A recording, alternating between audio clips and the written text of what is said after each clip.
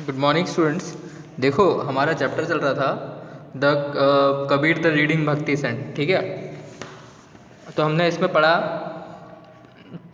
कि जो नीरू और नीमा नाम के दो एक जोड़ा था। नीरू वीवर था, वीवर मतलब बुनकर, बुनकर जो चीज़ें बुनते हैं वो था, और नीमा उसकी वाइफ थी, पत्नी थी उसकी।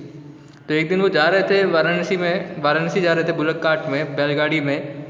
तो उनको गर्मी का दिन था, तो वहाँ पर वो देखते कि एक तालाब में मुँह धोने और पानी पीने रुकते हैं। वो तो देखते हैं कि वहाँ पर एक बच्चे की रोने की आवाज़ आ रही है। तो वो जब जाते हैं तो सब वो एकदम चौंक जाते हैं कि ये देख कर के एक कमल के पत्ते पर एक बच्चा है, एक बच्चा कमल के पत्ते पर लेटा हुआ है। ठीक है, so the couple took the baby in their arms and set into the cart. तो वो बच्चे को उठा लेते हैं और बुलक कार्ट में बैठ जाते हैं, बैलगाड़ी में बैठ जाते हैं। फिर वाराणसी जाते हैं और वो बहुत खुश थे, और वाराणसी पहुंचने के बाद बच्चे का नाम वो कबीर रखते हैं। ठीक है, कबीर वो नाम रखते हैं। कबीर मुस्लिम की तरह बड़ा होता है, मुस्लिम पूरी पूरी पैदाइश उसकी वैसी होती है। फिर बाद में वो स्वामी रामानंद का वो डिसाइपल बन जाता है। डिसाइपल मतलब शिष्य, जो कि एक वैष्णव थे वो। वैष्णव रहस्यवादी बोलते हैं, वैष्णविक मिस्टिक बोलते हैं उनको। तो वैष्णव बोलते तुम लोग, तो उससे तुम लोगों को ज़्यादा समझ में आएगा। ठीक है,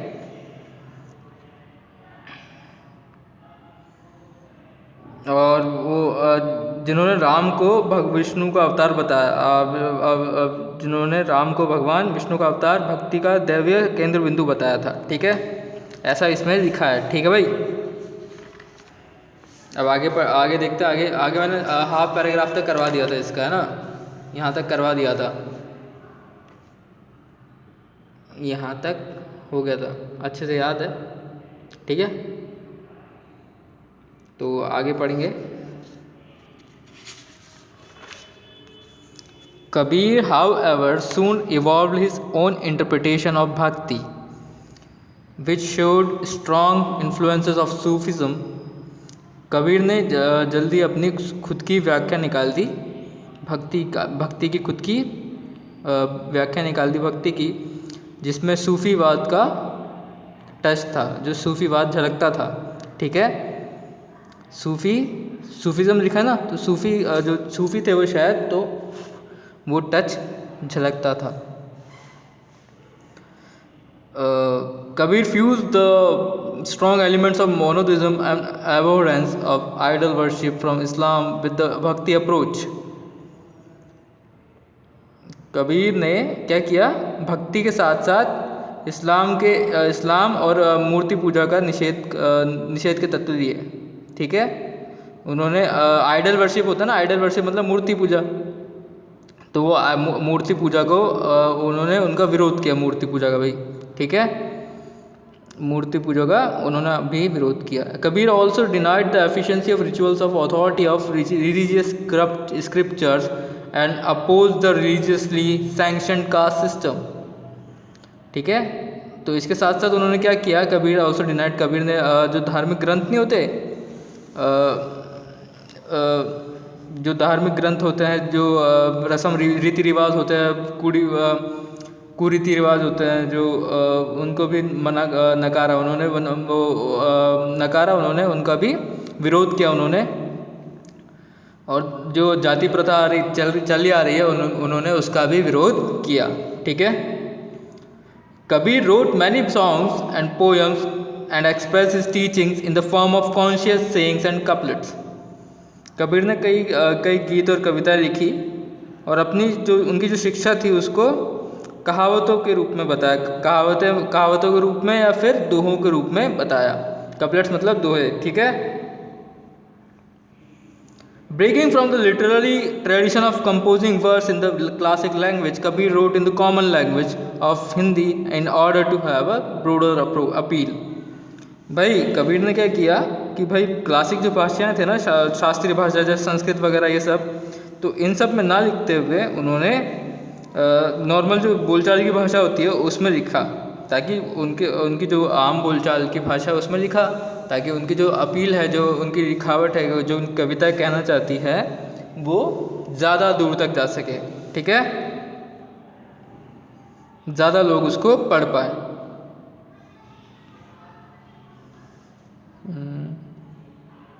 His poetry, which reveals the intensity of his devotion and his sense of the omnipresence of God, contributed to the development of Hindu literature. ठीक है, जो उनकी जो पोयम थी, जो पोयम लिखने का तरीका था उनका, वो जो साहित्य पद्यांश होते हैं उनमें नहीं थी, आम बोलचाल की भाषा में उन्होंने लिखा। ये तो बता दिया। जो जो उनकी पद्य की, जो उनकी पोयम लिखने की जो भक्ति थी, जो उसकी डीपनेस, तीव्रता थी, इसमें दिया हुआ है। और ईश्वर को सर्वव्यापकता, मतलब ईश्वर सारी जगह, ये बताना उनका, वो उनकी पोयम बताती थी। ठीक है, ऐसा कि ओमनी प्रेजेंट है गॉड, सारी जगह भगवान है, ऐसा उनकी कविताएं बताती थी। और उनकी जो कविताएं हैं, उन्होंने बहुत सारा योगदान दिया, कंट्रीब्यूट किया हिंदू लिटरेचर में, हिंदू साहित्य में, हिंदी साहित्य में।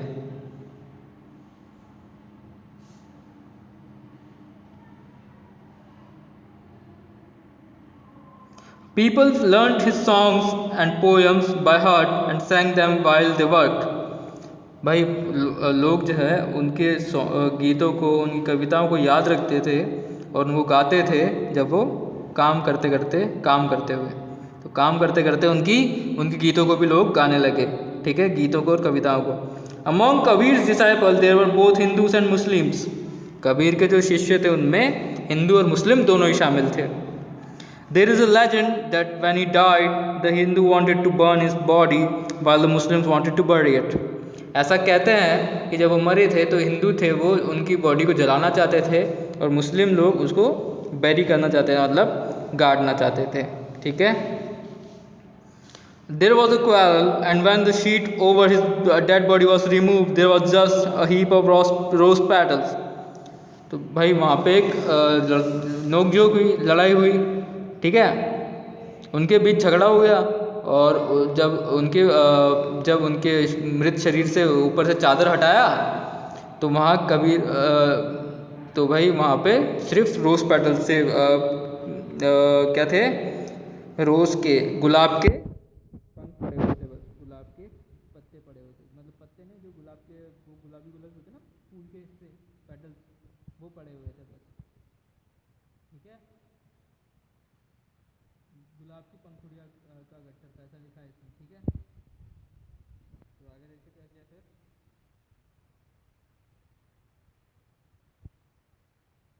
Hindus took the half of the rose petals and Muslim took the other half. तो जो हिंदुओं ने आधी आधी गुलाब की पंखुड़ियाँ ले ली और मुस्लिम ने आधी गुलाब की पंखुड़ियाँ ले ली। They came to know that Kabir was a child of God. उनको बाद में पता चला कि कबीर भगवान की संतान थे। ठीक है, वे जान गए कि कबीर भगवान की संतान थे, है ना।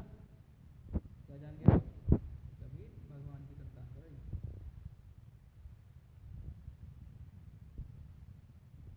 आगे, he could not be bound to Hindus or Muslims. उनको हिंदू या मुस्लिम से बांधा नहीं जा सकता। He could not be bound to Hindus or Muslims. God is everywhere. नहीं, ये we can still read the songs of Kabir and learn that God is everywhere. हम भी कबीर के जो गीत हैं वो पढ़ सकते हैं और उसमें और सीख सकते हैं कि भगवान हर जगह है। God loves all human beings and other creatures equally. भगवान सबको एक समान प्यार कर, सारे मनुष्य को और अन्य जीव जंतुओं को एक समान रूप से प्रेम करता है। ठीक है, तो आज के लिए इतना ही। बाकी जो क्वेश्चन आंसर थे, वर्ड मीनिंग से हम लोग कल करेंगे।